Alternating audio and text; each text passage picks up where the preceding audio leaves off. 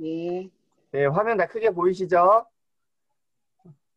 네, 오늘은 우리가 지난주까지 구약을 2주 동안 살펴봤습니다. 그리고 오늘은요, 오늘부터 복음서를 통해서 신약에 대한 이야기를 조금 살펴보려고 합니다. 갖고 계신 교재들 보시면서 함께 진행하시고요. 혹시 교재 못 챙기신 분들도 제가 천천히 설명하면서 진행할 테니까 따라오시면 될 것 같습니다. 이거 되나요? 네. 자, 그러면은 먼저 복음서의 특징에 대해서 복음서란 무엇인지 한번 보도록 하겠습니다.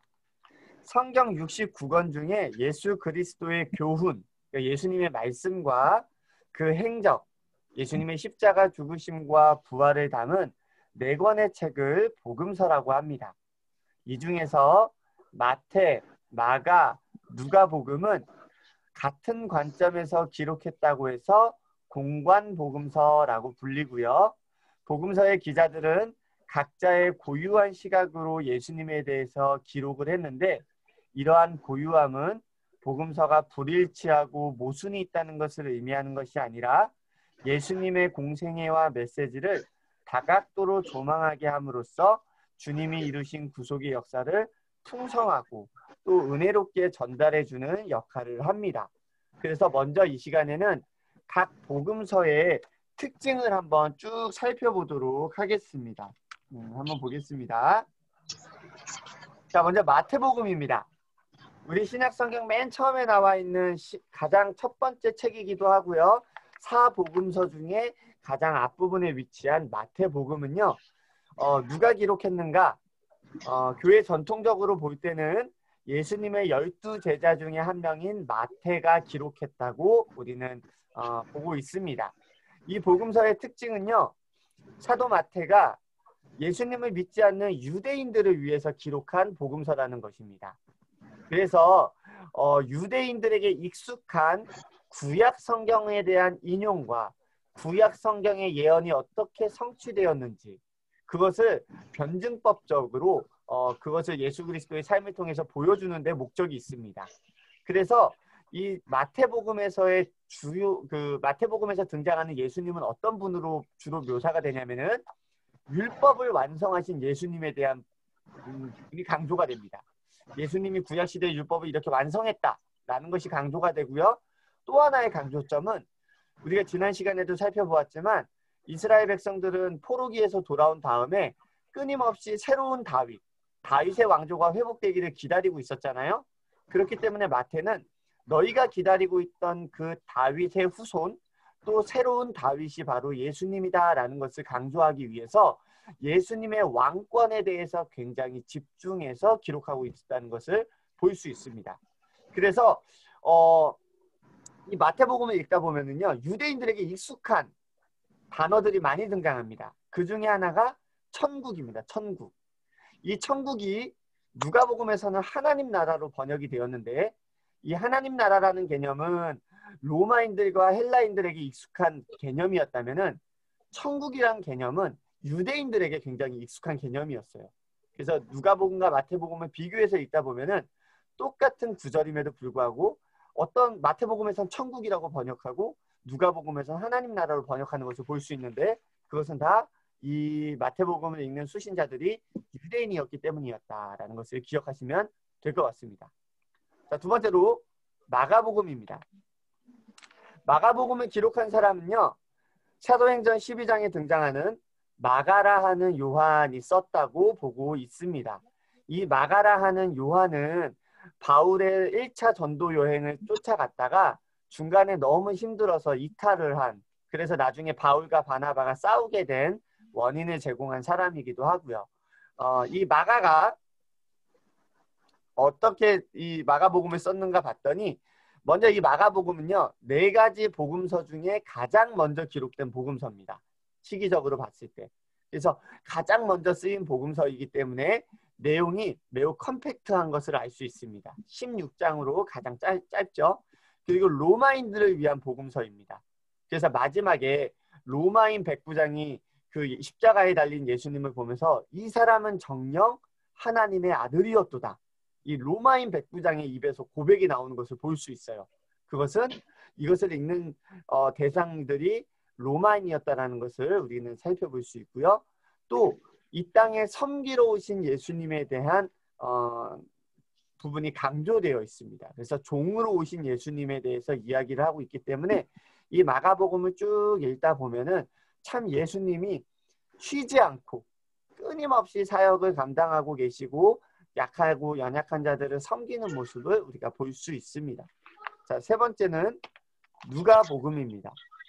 이 누가복음의 저자는 골로새서 4장 14절에 사도 바울이 안부를 묻고 있는 사랑받는 의사 누가가 기록한 것으로 보고 있습니다. 이 누가복음은요, 오늘 담임 목사님 설교 때도 말씀하셨듯이 이방인들을 위한 복음서였어요. 유대 민족이 아닌 다른 이들을 위해 쓰여진 복음서였기 때문에 당시의 헬라 사람들에게 익숙한 단어들, 그들에게 익숙한 개념들이 등장을 합니다. 또한 누가복음서는 약한 자들을 위한 복음서로 유명합니다. 그래서 이 누가복음에는 특별히 여자들의 이야기가 많이 나오고요. 어린아이, 소외된 사람들에 대한 이야기가 굉장히 많이 실려 있습니다. 그래서 쭉 읽다 보면은 과부의 아들을 살리신 기적 같은 경우도 누가복음에만 있고요. 또 두렙돈을 헌금한 가난한 과부의 이야기, 이런 이야기도 다 누가복음에만 기록되어 있는 것을 볼 수 있습니다. 그리고요, 의사 누가가 기록을 했잖아요. 그래서 누가가 의사였기 때문이었는지는 모르겠지만 이 누가복음에 있는 문장들이나 사건을 기록하는 내용들을 보면요, 마치 이과생 의사 누가가 기록한 것처럼 굉장히 세심하게 기록되어 있는 것을 볼 수 있습니다. 이것은 이 기록한 누가의 성격이 반영된 것으로 볼 수 있습니다. 누가가 강조하는 예수님은 사람의 아들로 오신 예수님입니다. 그래서 예수님의 인간적인 면모들이, 또 예수님의 연약함, 예수님 우리와 똑같이 고난받으셨던 그런 인자로 오신 예수님에 대한 내용들이 강조를 이루고 있는데, 이것 또한 읽는 사람들이 헬라 사람이었기 때문에 조금 더 강조가 된 것 같습니다. 이 사람들에게 하나님이신 그분이 우리를 위해 친히 사람이 되었다라는 것을 보여주기 위해서 인자로 오신 예수님이 강조되어 있고요. 누가복음은 사도행전과 짝으로 연결되어 있습니다. 그래서 누가복음을 다 읽고 바로 사도행전을 읽으면은 같은 문체, 또 같은 템포로서 예수님 부활 이후의 이야기까지 우리가 한눈에 살펴볼 수 있게 됩니다. 마지막으로 요한복음입니다. 요한복음은요, 예수님의 제자 요한이 기록되었다고 교회에서 전통적으로 이야기하고 있습니다. 사도 요한이 쓴 요한복음은 앞서 제가 설명드린 마태, 마가, 누가 이 공간복음과 다르게 조금 다른 관점에서 기록이 되어 있습니다. 어떤 관점에서 다른가? 첫째로 사도 요한은요, 유대 지방에서의 사건을 중심적으로 서술하고 있습니다. 그러다 보니까 마태, 마가, 누가복음이 기록하지 않은 갈릴리와 유대 땅에서 일어난 작은 사건들과 또 요한만이 알고 있는 사건들이 기록되어 있고요. 이 요한복음의 특징은 예수님은 하나님의 아들이라는 점을 강조하고 있습니다. 그래서 예수님의 설교, 또 예수님이 제자들에게 삼위일체에 대하여 또 강론하시는 것들, 또 예수님이 실제로 생명의 떡이다, 또 뭐 생명의 물이다, 이런 예수님의 신적인 모습들을 강조하고 있어요. 그래서 누가복음이 인간으로 오신 예수님을 강조한다면 요한복음은 하나님이신 예수님을 강조하고 있습니다. 그래서 예수님이라는 분이 어떤 분인지 그 의미를 알리고자 기록되어 있고요. 네 번째로 보면 예루살렘 중심성이라고 썼는데요. 예수님의 공생애가 3년입니다. 3년인데 마태, 마가, 누가복음은요, 제가 이후에도 설명을 하겠지만 어떤 하나의 문학적 장르로서 예수님의 3년의 생애를 하나의 스토리로 묶어서 기록을 한 반면에 이 사도 요한은 예수님의 3년의 시간을 3년이란 시간별로, 시간순으로 약간 기록을 했습니다. 그래서 마태, 마가, 누가복음은 예수님께서 십자가를 지시러 예루살렘에 한 번 도착하지만 요한복음은 3번에 걸쳐서 방문하시는 것, 그리고 예수님이 보내신 겨울에 대한 이야기, 여름에 대한 이야기, 이렇게 계절의 변화까지도 요한복음을 통해서 볼 수 있게 됩니다. 자, 이렇게 보면은 우리가 사복음서의 특징을 한번 간략하게 살펴봤고요. 공간복음을 한번 살펴보면서 오늘은 예수님의 이야기를 한번 살펴보도록 하겠습니다. 먼저 공간복음입니다. 공간복음은 마태, 마가, 누가복음은 같은 관점에서 쓰였으며 당시 문학적 장르를 따라 예수 그리스도 3년의 공생애를 하나의 이야기로 묶어서 풀어내고 있습니다. 공간복음의 전체적인 구조는 다음과 같습니다. 예수님이 실제로 3년 동안 생활하시면서 예루살렘도 3번 왔다 갔다 하셨는데 이것이 당시 이 복음서가 쓰여진 당시 시대상에서는요. 어떤 한 사람의 일대기를 기록할 때 그것을 역사적으로 시간순으로 과학적으로 딱딱딱딱 1년차, 2년차, 3년차 쓴 것이 아니라 하나의 커다란 중심 주제를 갖고 그 안에 3년을 다 통합해서 기록했다고 보시면은 좀 이해하기가 편하실 것 같아서. 그래서 공간복음의 구조가 똑같이 진행이 되는데 이렇게 진행이 됩니다. 예수님이 탄생하시고 그리고 예수님이 공생애를 시작하십니다. 처음에는 기적을 많이 베푸세요. 안전뱅이도 일으키시고 죽은 자도 살리시고 그렇게 예수님이 기적을 일으키시면서 유대 땅에서 굉장한 선지자로서 이름을 날리게 됩니다. 여기까지가 전반기입니다. 그리고 나서 중요한 사건이 등장합니다. 바로 베드로의 신앙 고백입니다. 이제 예수님이 수많은 기적을 보이신 다음에 제자들을 불러서 가이사랴 빌립보에 가서 물어봅니다. 사람들이 나를 누구라 하느냐? 그랬더니 사람들이 뭐 예레미야라 합니다. 뭐 엘리야라 합니다. 이런 얘기를 하죠. 예수님 또 물어보시죠. 그러면 나를 옆에서 지켜본 너희는 나를 누구라 하느냐? 그때 베드로가 수제자답게 아주 멋진 말을 합니다. 주는 그리스도시요 살아계신 하나님의 아들입니다. 이 고백이 제자들의 입에서 딱 터져 나오는 것을 기점으로 해서 예수님께서는 비로소 십자가와 부활에 대해서 말씀하시기 시작합니다. 그래서 이 베드로의 신앙 고백 이후에는요. 예수님의 공생애가 기적이 아닌 하나님 나라에 대한 이야기, 종말에 대한 이야기, 예수님의 부활에 대한 이야기들을 하는 것으로 집중이 됩니다. 그리고 예루살렘에 입성하시고 십자가를 지신 다음 3일 뒤에 부활하시는 내용으로 공간복음서가 흘러갑니다. 그래서 이것을 좀 요약을 하면요. 제가 밑에 이렇게 써놨는데 예수님은 출생에서 예루살렘에서 십자가의 죽음이라고 하는 그 죽음을 향해서 걸어가시고 그 죽음으로 끝난 것이 아니라 다시 부활하심으로 새 생명을 얻으시는 걸로 결론이 됩니다. 그래서 생명, 죽음, 생명이라는 큰 구조로 공간복음이 진행되는 것을 볼 수 있습니다. 그런데 이게 공간복음이라고 해서 같은 구조를 갖고 있지만 실제로 성도님들이 마태, 마가, 누가복음을 읽다 보면요. 똑같은 내용인데 조금 다르기도 하고 또 서로 다른 이야기를 하는 것도 볼 수 있습니다. 각 복음서는 마태, 마가, 누가는 복음서마다 특징, 공통점과 또 차이점을 갖고 있는데요. 먼저 공통된 기록들을 한번 보도록 하겠습니다. 마태, 마가, 누가에 공통적으로 기록되어 있는 복음서의 내용은 이런 것들이에요.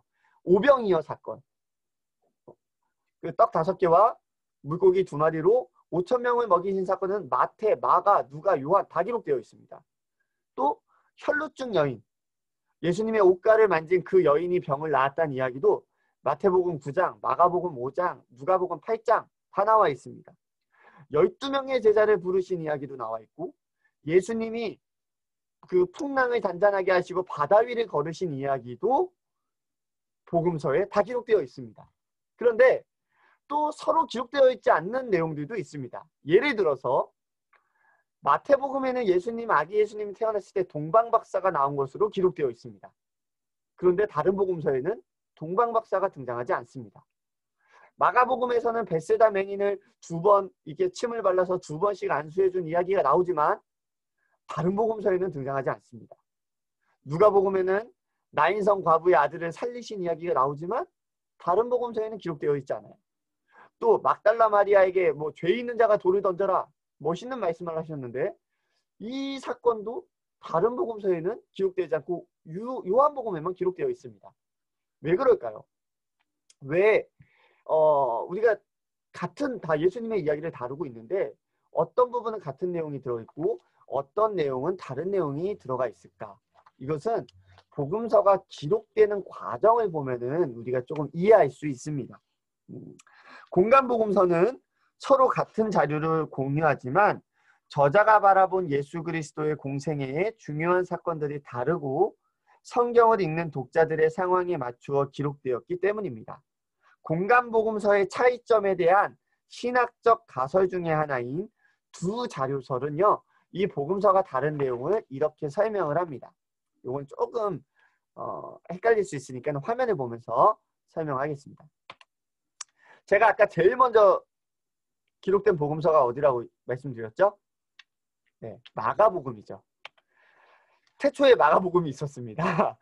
마가가 예수님에 대한 이야기를 조사하고 또 예수님에 대한 이야기를 묶어서 책을 만들었습니다. 근데 예수님이라는 분이 살아 계셔서 공생애 활동을 하시는 동안에 어마어마한 사람들이 예수님을 따랐기 때문에 예수님에 대한 이야기는 마가복음에만 기록되어 있지 않았습니다.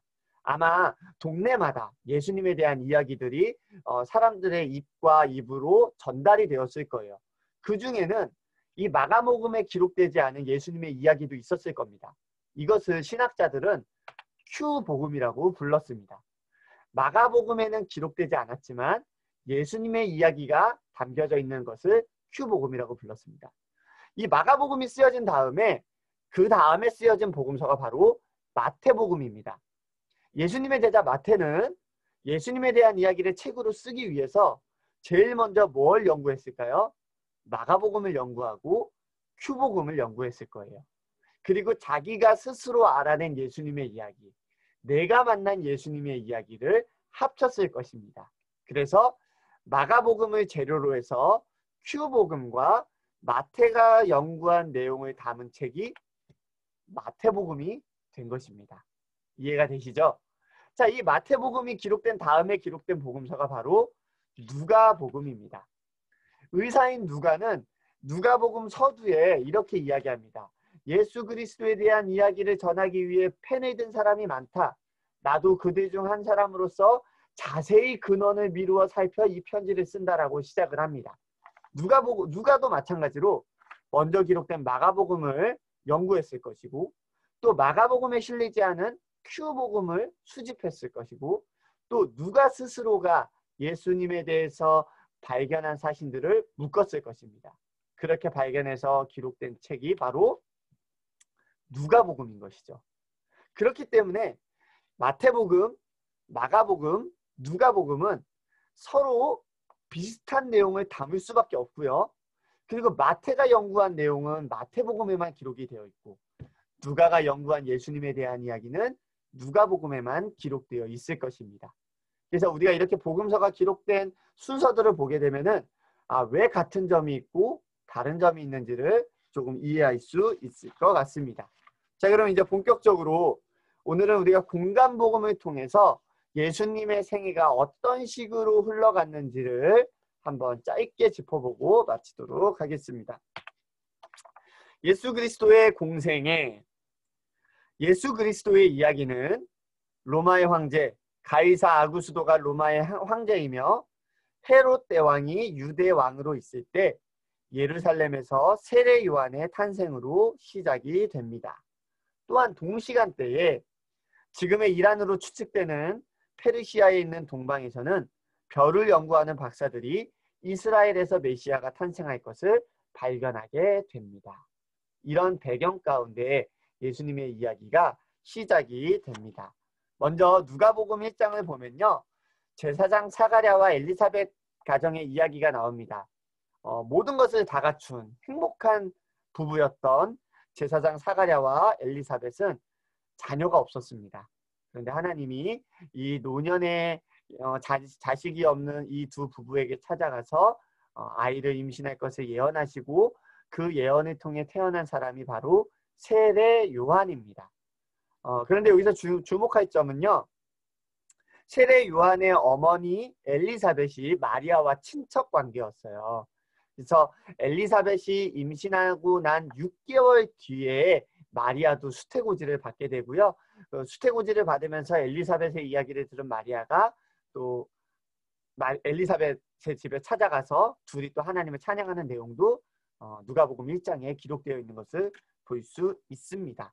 자, 그리고 나서 드디어 주인공 마리아와 요셉의 이야기가 나옵니다. 누가복음에서는요, 마리아가 수태고지를 받습니다. 천사 가브리엘이 나타나서 복 있는 처녀여, 너가 성령으로 잉태될 것이다 라는 이야기를 듣게 되고요. 그리고 나서 마리아의 배가 불러오기 시작하고, 이제 그 약혼자였던 요셉이 이제 마리아가 나 몰래 사고를 쳤구나, 조용히 끊어야겠다 하고 있을 때 요셉은 꿈에 또 천사를 만나게 됩니다. 근데 이 요셉의 내용은 또 마태복음에 등장한 것을 볼 수 있어요. 자, 그럼 우리 여기서도 한 번 더 누가복음과 마태복음의 차이점이 나오겠죠. 자, 제가 누가복음은 연약한 자들의 복음서라고 했습니다. 그래서 여자들이 많이 나오고 사회적으로 소외된 사람들이 많이 등장한다고 이야기했어요. 그렇기 때문에 누가는 예수님의 탄생의 수태고지를 요셉이 아닌 연약한 마리아가 받았다라는 것을 강조하기 위해서 마리아의 이야기를 기록했습니다. 반대로 마태복음은 굉장히 가부장적인 유대 사회, 유대인들에게 기록되었기 때문에 마리아에게 수태고지를 한 것이 아니라 그의 남편 요셉이 수태고지를 받고 잉태한 마리아를 받아들였다는 것으로 기록되어 있는 것을 볼 수 있습니다. 자, 이렇게 마리아가 이제 임신을 하게 되었고 요셉과 같이 결혼을 하게 되었습니다. 그런데 이때 당시 황제였던 가이사 아구스도가 인구조사를 명령합니다. 로마 땅에 있는 모든 사람들은 고향으로 가서 인구조사를 하고 호적을 등록하시오.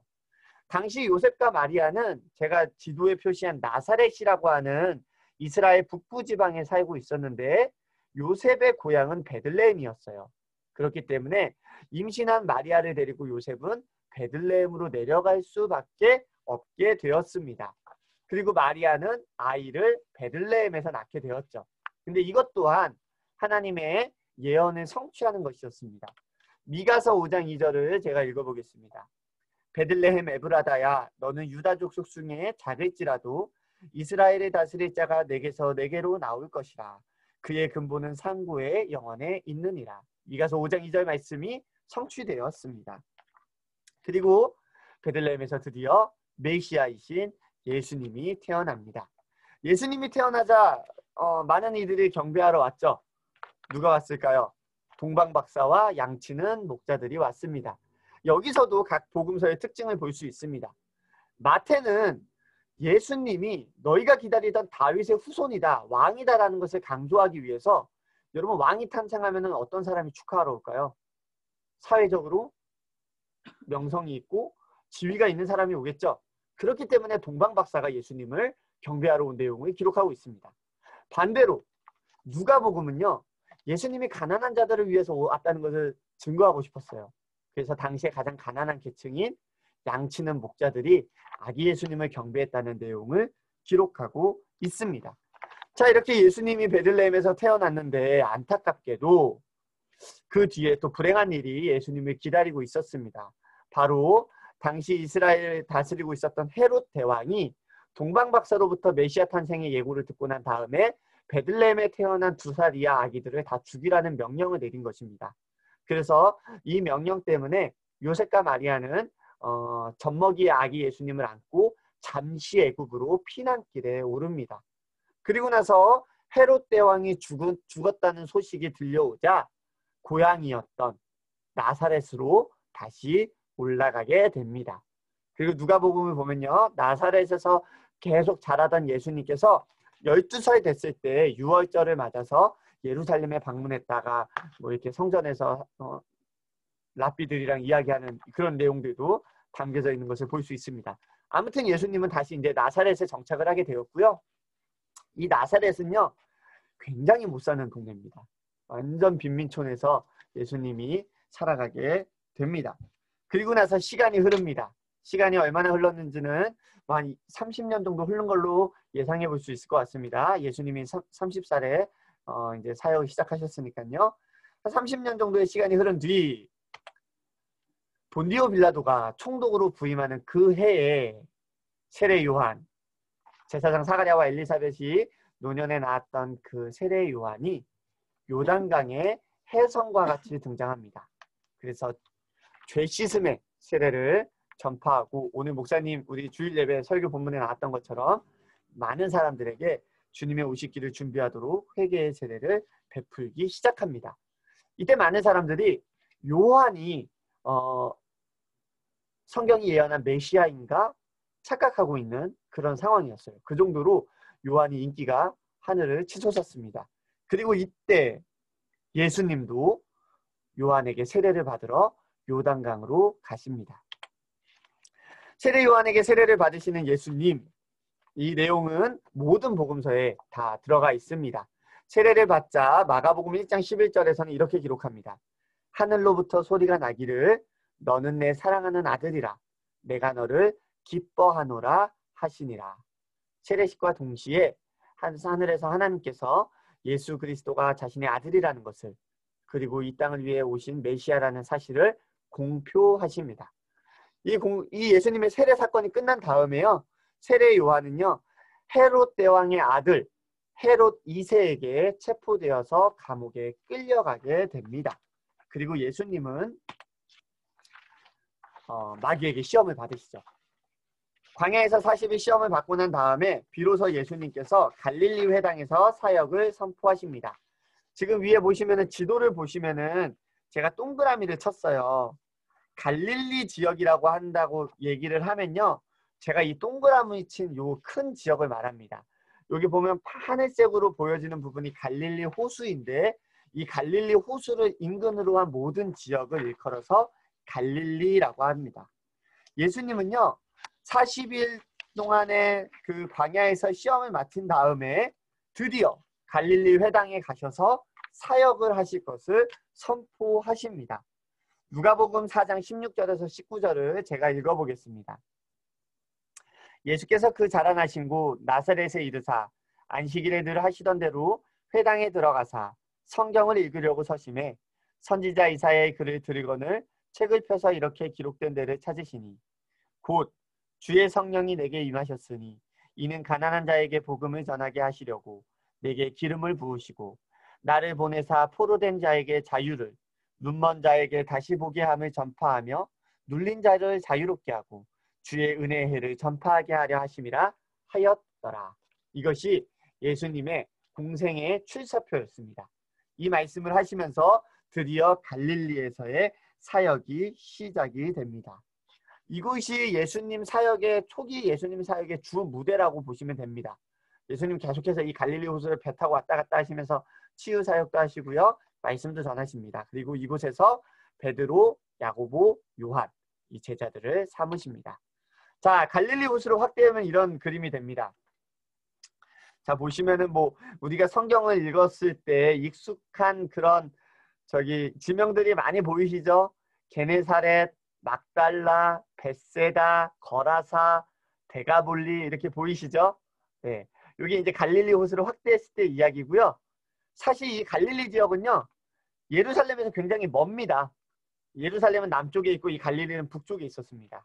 그래서 이곳에서 예수님이 베드로도 만나시고 또 이 바다 위를 걸었다는 이야기도 이 갈릴리 호수를 걸은 이야기를 기록하고 있는 것이라고 보시면 될 것 같습니다. 자, 넘어가 보겠습니다.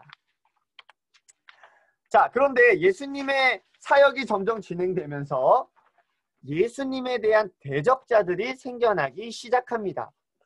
가버나움에서 예수님께서요, 논쟁이 될 만한 행동을 많이 하셨어요. 먼저는요, 안식일에 회당에서 귀신을 쫓아내신 사역이었습니다. 이것이 첫 번째 이슈가 되었습니다. 안식일은 이스라엘 백성들이 굉장히 열정적으로 지키는 아주 중요한 절기잖아요. 매 주일의 끝에 우리는 뭐 불도 안 켜고 밥도 안 해먹는다.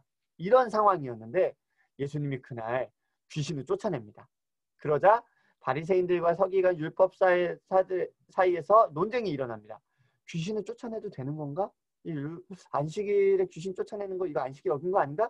이때까지만 해도 사람들이 긴가민가 했어요. 왜냐면 예수님이 너무 파격적이었기 때문에. 근데 그 뒤로 이 사람들의 마음을 계속해서 상하게 하는 일들이 일어납니다. 두 번째 사건. 예수님이 중풍병자를 고치십니다. 지붕을 뚫고 내려온 그 중풍병자를 고치시는데 그냥 고쳐주시면은 별 탈이 없었을 텐데 예수님이 이 중풍병자를 고치시면서 한마디 하십니다. 내 죄가 사하여 졌느니라. 이게 또 바리새인 사이에서 아주 논란이 됩니다. 아니, 사람이 죄를 사할 수 있나? 하나님만이 죄를 사할 수 있는데 그럼 예수 너가 하나님이란 소린가? 이때부터 미운 털이 박힙니다. 자, 세 번째 사건. 바리새인들이 중요하게 여기는 것 중에 하나가 또 금식이었습니다. 그런데 예수님은요, 먹는 걸 좋아하셨어요. 그래가지고 제자들이랑 같이 금식일인데 막 배고프니까 미리 이삭 주워서 먹고 막 바리새인들이 와가지고 왜 금식일 안 지키냐? 그랬더니 막 너는 신랑이랑 같이 있는데 너네 금식할 거냐? 막 하면서 막 또 바리새인들을 자극합니다. 그러다가 결정적인 사건이 터집니다. 예수님이 안식일에 바리새인과 일반 무리들이 다 함께 있는 아주 공적인 자리에서 도전적으로 말씀하십니다. 안식일에 선을 행하는 것이 옳은가? 행하지 않는 것이 옳은가? 그러면서 안식일에 공개적으로 손마른 병자를 치유하십니다. 이 사건이 완전히 도화선이 돼서 불이 붙었습니다. 그래서 이때부터 바리새인과 유대 지도자들 그리고 기득권을 가진 모든 종교인들이 예수님을 죽이기로 결의합니다. 마가복음 3장 6절 하반부입니다. 바리새인들이 나가서 곧 헤롯 땅과 함께 어떻게 하여 예수를 죽일까 의논하니라. 얼마나 예수님을 죽이고 싶었냐면 바리새인들은 민족주의자였고요. 헤롯 땅들은 우리로 치면은 매국노들이었습니다. 둘은 물과 기름이었거든요.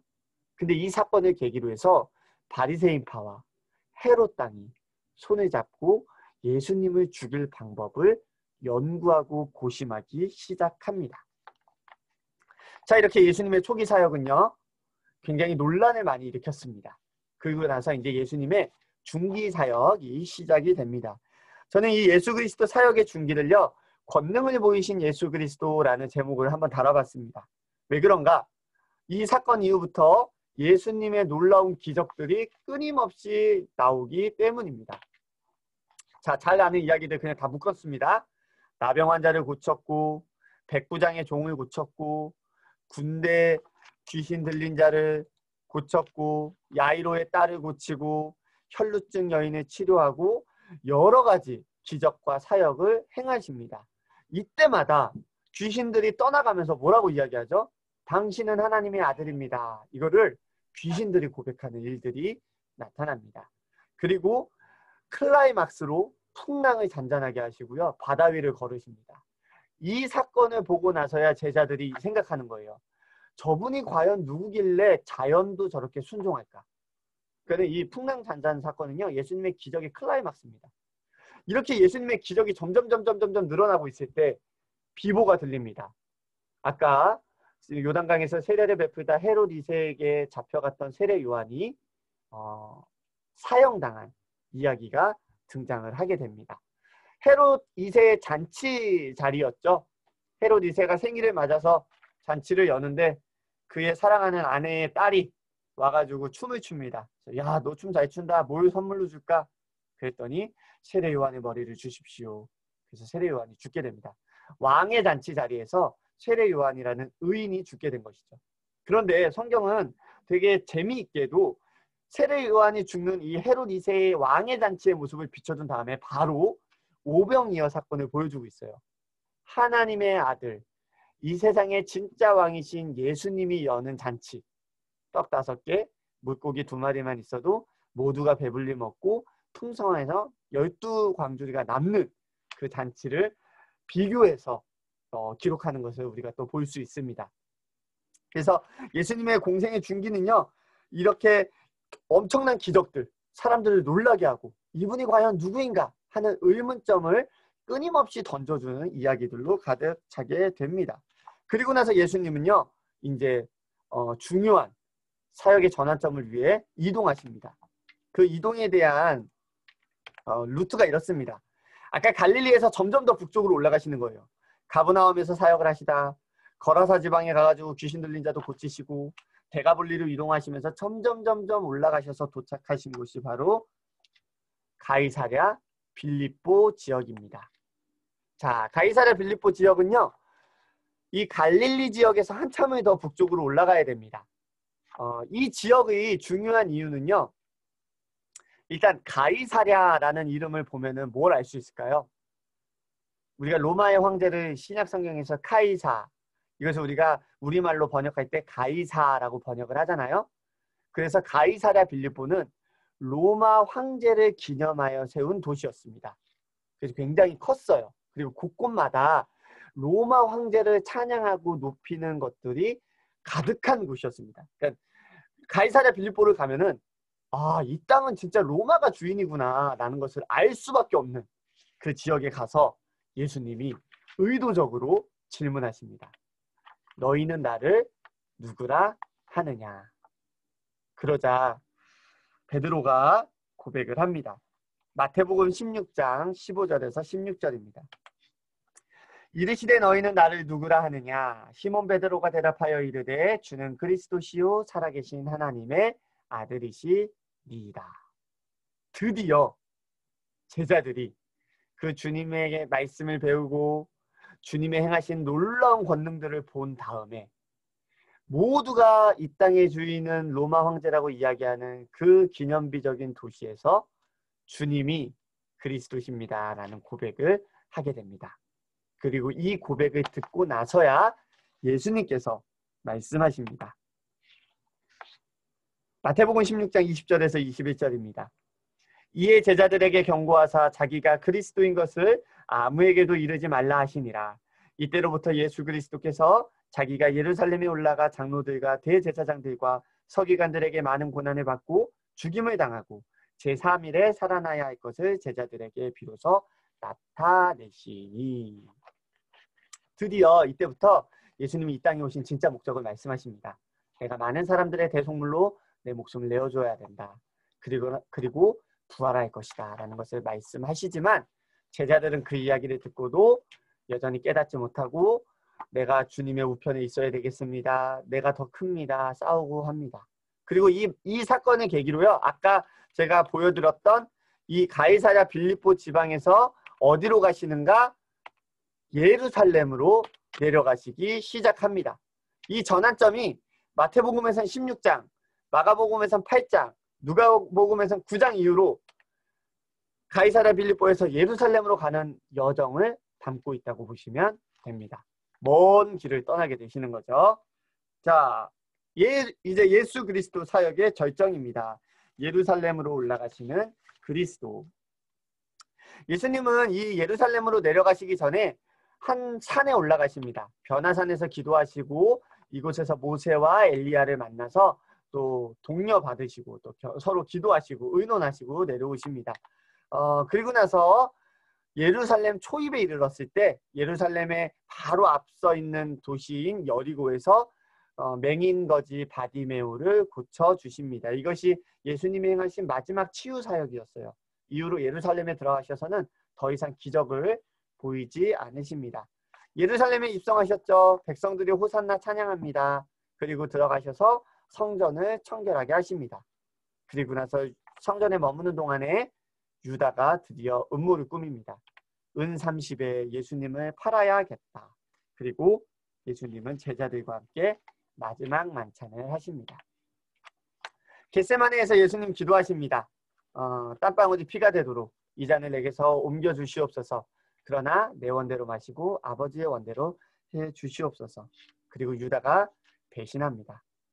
유다의 배신으로 예수님은 체포되시고요.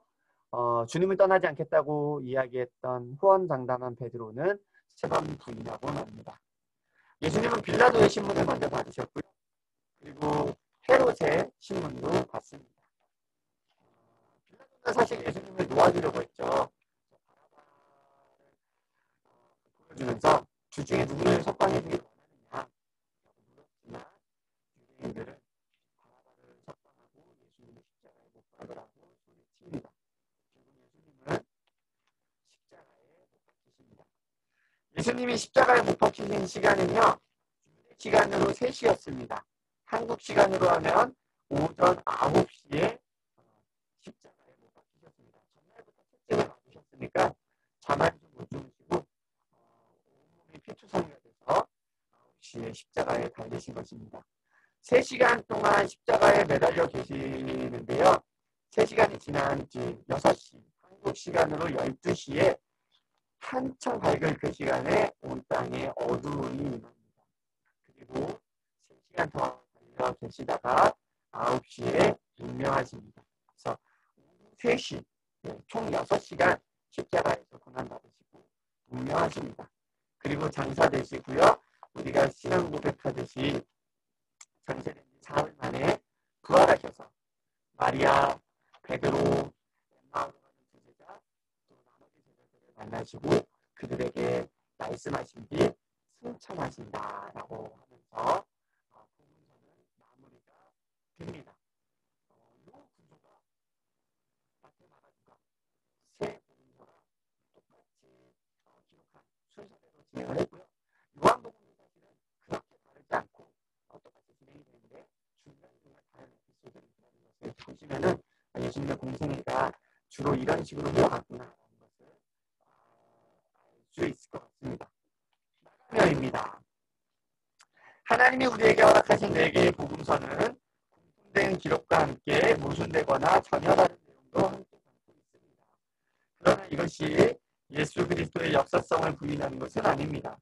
우리는 각 복음서의 기자가 처한 상황과 그들이 연구해둔 독자의 상황, 또한 저자가 우리에게 전하고 싶었던 예수 그리스도에 대한 지식들을 파악해야 합니다. 사도 요한은 복음서의 말미에 이렇게 고백했습니다. 우리 요한복음 30장 31절인데요. 20장 30절에서 31절인데요. 화면 보면서 우리 각자의 자리에서 한번 읽어보겠습니다. 읽겠습니다. 시작. 예수께서 제자들 앞에서 이 책에 기록되지 아니한 다른 표적도 많이 행하셨으나 오직 이것을 기록하면 너희로 예수께서 하나님의 아들 그리스도이심을 믿게 하려 하며 또 너희로 믿고 그 이름을 힘입어 생명을 얻게 하려 함이니라. 그렇습니다. 복음서는 예수님의 전생애를 하나도 빠짐없이 시간순으로 기록한 일대기가 아닙니다.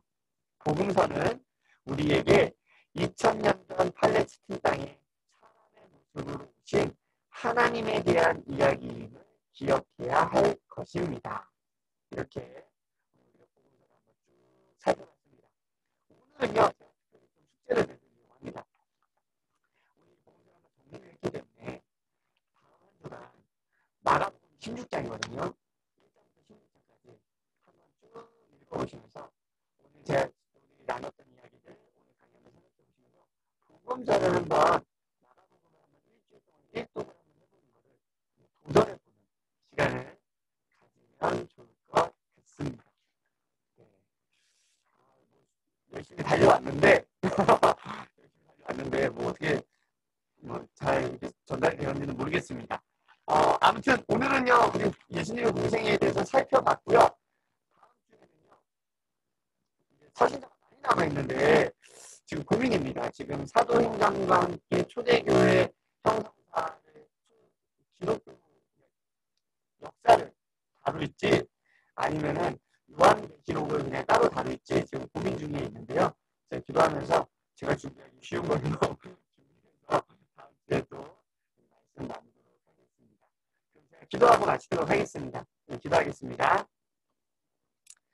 하나님, 오늘 우리 예수 그리스도의 생애를 짧은 시간 살펴보았습니다. 우리를 위해 이 땅에 오신 왕이신 예수님, 우리를 위해 섬기신 종으로 오신 예수님, 또 사람으로 오신 인자로 오신 예수님, 그리고 하나님의 아들이신 예수님께서 우리를 위해 이 땅에 오시고 십자가 지시고 우리의 모든 죄를 사하신 그 이야기들 들을 때마다 은혜가 되게 하시고 그 주님 더 사랑하는 우리 모두가 될 수 있도록 함께하여 주시옵소서. 코로나가 점점 창궐하는 가운데 하나님께서 우리 성도들의 건강을 지켜주시고 다음 주에도 건강한 모습으로 말씀 나누게 하나님 허락하여 주시옵소서. 감사드리며 예수님의 이름으로 기도합니다. 아멘. 네, 수고하셨습니다.